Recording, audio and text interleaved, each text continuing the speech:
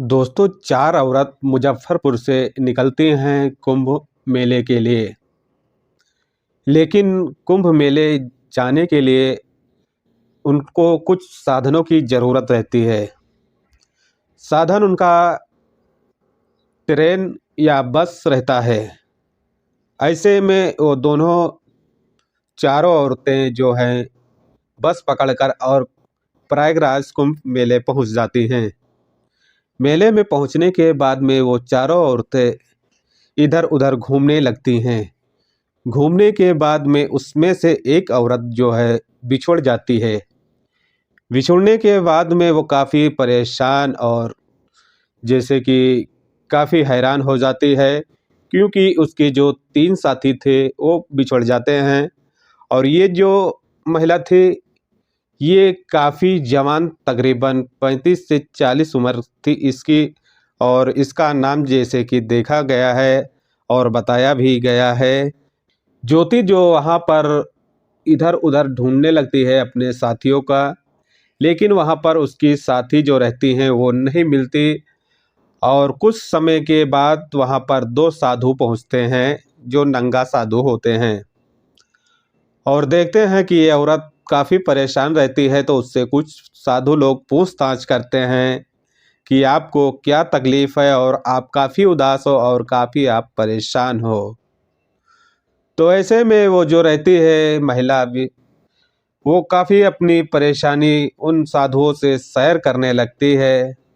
और शेयर करने के दौरान पर वो महिला जो है उन लोगों से कुछ मदद भी मांगती है। मदद इसलिए मांगती है कि उसके जो साथी रहते हैं 3 लोग, उनके पास इसका जो सामान रहता है, पैसे, सामान, कपड़े, वही लोग के पास रहता है और इसके पास कुछ नहीं था। इसलिए उस साधु लोगों से मदद मांगती है। लेकिन साधु लोग मदद देने के लिए हाँ कर लेते हैं, मगर साधु लोग उस महिला से बोलते हैं कि आपको भी थोड़ा कुछ, हमको भी मदद चाहिए। ऐसे में वो महिला जो है इन बातों को समझती है और समझने के बाद में बोलती है कि कोई बात नहीं है, आप हमारा मदद करो, हम आपका मदद करती हूँ। ऐसे में वो महिला और दोनों साधु जो रहते हैं, वहाँ से एक ऑटो रिक्शा पकड़ते हैं और रिक्शा पकड़ के तकरीबन 4 से 5 किलोमीटर एक जंगल रहता है और जंगल में एक झोपड़ी रहती है, वहाँ पर ये लोग चले जाते हैं। जाने के बाद में उस झोपड़ी में देखते हैं कि दरवाज़ा खुला रहता है और ये महिला और ये दोनों नंगा साधु जो रहते हैं, वो तीनों लोग उसी के अंदर चले जाते हैं।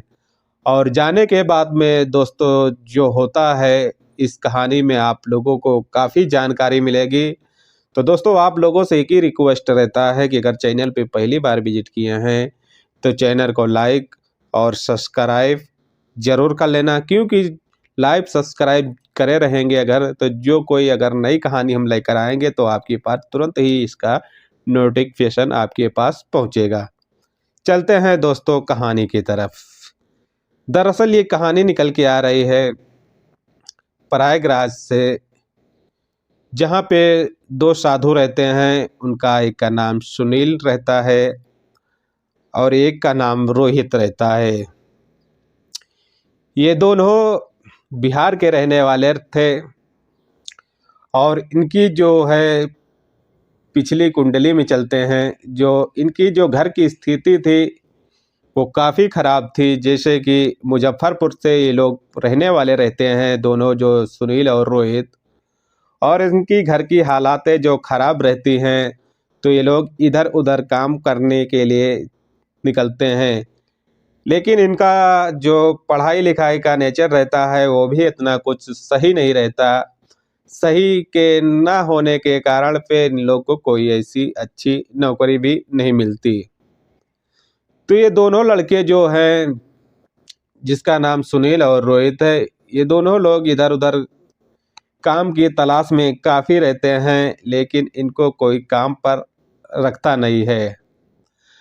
ऐसे में ये दोनों लोग इधर-उधर काफ़ी टाइम से घूमते रहते हैं, किसी के साथ चोरी कर लेते थे खाने पीने के लिए, और कुछ लोगों के साथ में कुछ ऐसे ही काम करते थे कि कुछ लोग कुछ खाने पीने का पैसे दे देते थे, जहाँ से इनका देखा गया है कि खाने पीने का गुजारा हो जाता था। लेकिन ऐसा ही में लोग काफ़ी तंग आते हैं और काफ़ी परेशान हो जाते हैं ये दोनों लड़के, और उसके बाद में कुछ ऐसा कदम उठाते हैं, कदम ये उठाते हैं कि ये लोग जो हैं प्रयागराज पहुंच जाते हैं बिहार से। प्रयागराज में आने के बाद में वहाँ पर रहने लगते हैं, और वहाँ पर इनको खाने और कपड़े भी मिलने लगते हैं, और ये लोग वहीं आराम से प्रयागराज में कुंभ का मेला जब आता है तो इन लोग को काफ़ी चानस मिलता है कि अब कुंभ का मेला आ रहा है, इस कुंभ के मेले में हम लोग काफ़ी अच्छा पैसा कमा सकते हैं।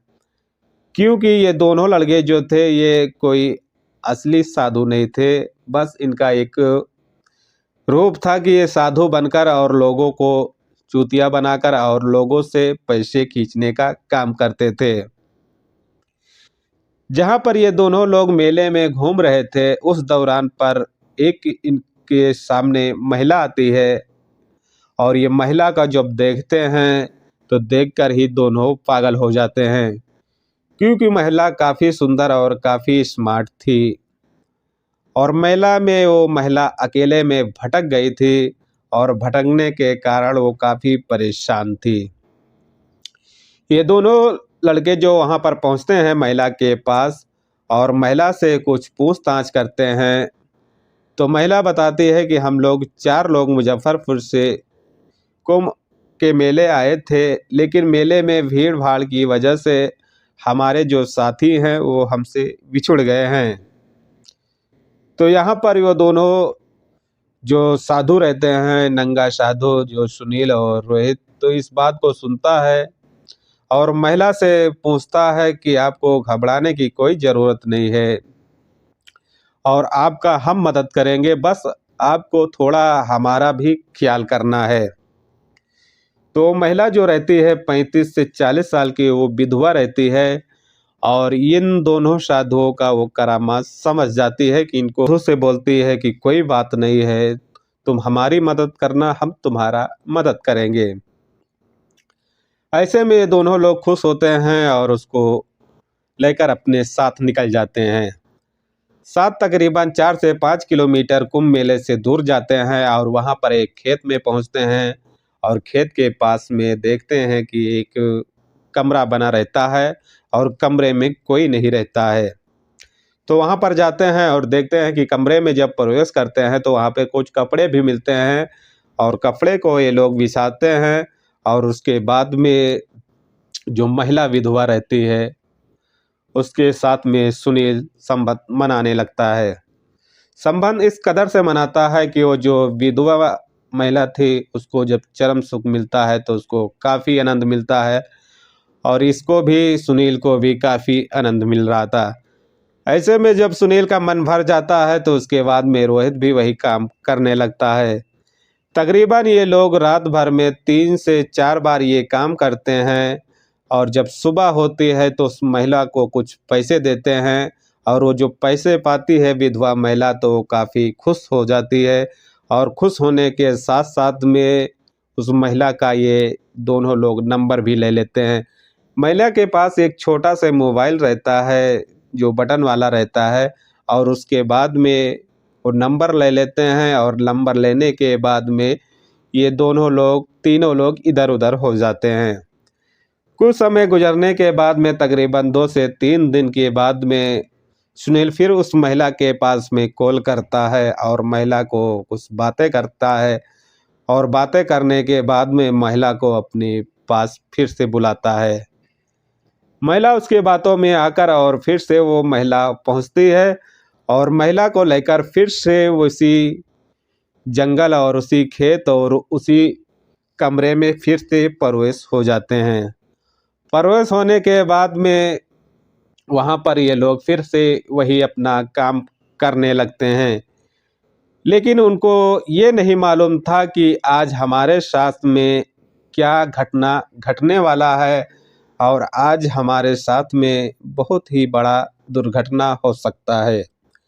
ये तीनों लोग अपना रूम बंद करते हैं अंदर से और अपना जो है एंजॉय चालू कर देते हैं। एंजॉय चालू करने के बाद में कुछ समय गुजरता है, उसके बाद में वो जो कमरा का मालिक रहता है अरविंद, वहाँ पर पहुँचता है अपने 3-4 दोस्तों को लेकर कुछ पार्टी फंक्शन करने के लिए। और जब वहाँ पर पहुँचता है तो देखता है कि रूम अंदर से लॉक रहता है। लॉक होने के बाद में उस अरविंद को कुछ न कुछ शक लग जाता है कि इसके अंदर कोई है। जब वहाँ पे इन साधुओं को मालूम चलता है, जो साधु रहते हैं, और उस महिला को, तो इन लोगों की होश उड़ जाती हैं। होश उड़ने के बाद में जब अरविंद अपने साथियों से बोलता है कि दरवाज़ा को तोड़ दो, इसमें कोई है और दरवाज़ा ऐसे नहीं खोलेगा तो दरवाज़ा को तोड़ दो। जब उसके साथी दरवाज़ा तोड़ते हैं तो देखते हैं कि एक महिला और उसके साथ में 2 नंगा साधु मिलते हैं, जो उनके तन पर एक कपड़े का टुकड़ा नहीं रहता है। ऐसे में इन तीनों लोग को वो लोग पकड़ते हैं और रस्सी से बांध देते हैं। बांधने के बाद में दोस्तों, जो अरविंद रहता है, इसका कॉल जो है पुलिस को करता है और पूरी बायोडाटा देता है और वहाँ का लोकेशन देता है। लोकेशन देने के बाद में वहाँ पर जब पुलिस पहुँचती है तो इन तीनों लोग को गिरफ्तार करके और जेल ले जाती है। जेल ले जाने के बाद में कुछ पूछताछ कर लिया जाता है, तो पूछताछ करने के दौरान पर ये सुनील और जो रोहित रहता है, ये अपनी गुनाहों को तुरंत ही कबूल कर लेता है। कबूल दरअसल इसलिए कर लेता है कि ना कोई वो साधु था और ना कोई वो बाबा था, बस वो तो एक ढोंग रचाया था। ऐसे में दोस्तों देखा गया है कि ये लोग ऐसे में बाबाओं के नाम पर भी कलंक होते हैं, कि बाबाओं को बदनाम करते हैं। और दोस्तों, जो महिला थी उसको भी कुछ पुलिस वाले, जो महिला पुलिस होती है, उसको भी काफ़ी दबाव देते हैं। तो महिला जो रहती है वो भी कुछ कबूलने लगती है। महिला इसलिए कबूली थी कि महिला जो थी, एक तो उसके कोई साथी नहीं था, जो है वो विधवा औरत थी, और एक बोलती थी कि हम एक वेश्या का काम करते हैं और हमको पैसे कमाने के लिए हम कुछ भी कर सकते हैं, इसलिए मैं ये काम कर रही थी। ये लोग हमारे साथ पैसे दे रहे थे और हमको पैसे के साथ साथ यूज कर रहे थे। ऐसे में दोस्तों, अब ये मुकदमा जो केस है, ये कोर्ट में गया है और कोर्ट में जाने के बाद में चार्जशीट तैयार की गई है। और आगे का फैसला क्या होता है तो हम आपको नेक्स्ट कहानी में बताएंगे। दोस्तों, ये कहानी सुनाने और बताने का हमारा एक ही मकसद है कि आपको परेशान नहीं करना है, ना आपके दिल को दुखाना है, बस आपको संकेत करना है और आपको जागरूक करना है कि ऐसे लोगों से आप लोगों को सावधानी बरतनी होगी।